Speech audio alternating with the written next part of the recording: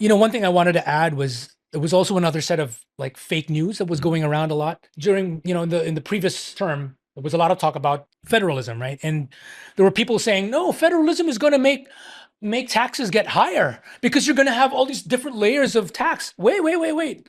Not true. So when we compare, for example, the unitary Philippines against federal Malaysia, Malaysia's tax scheme is much lower than ours. For the longest time, we've been one of the most taxed in this part of the world. We actually very, very, very high taxes here. Whereas in Malaysia, which is federal, they have lower taxes. I'll give another example. Hong Kong's got, well, what's Hong Kong's system? Well, Hong Kong says that they're a sub-state. It's a very strange. They have a strange system, but it still shows that low taxes can work. Low taxes can work, right? And then I'm going to give another example of federal versus non-federal country. Netherlands versus Germany. So I saw this with my own eyes. So back in 2019, I was working for Philips back then, and it's a Dutch company, right? And so one weekend, I met up with a friend of mine who's also from the Correct Movement, and he lives in Kerkrade, which is on the border with Germany, right?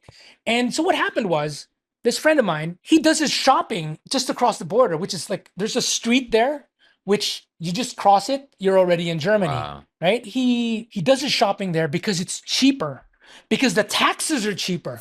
The taxes are lower in federal Germany compared to unitary Netherlands. And it's the same thing. Switzerland versus Sweden. Sweden is unitary, Switzerland is federal. The taxes in federal Switzerland are also much, much lower than in unitary Sweden. So I mean, all this fake news about, if we have federalism, it will cost more taxes, higher taxes than the normal. No, not true. We have all these absolute examples that prove them wrong. So I mean, it's just sad because so much fake news has been spread out by people who don't know any better.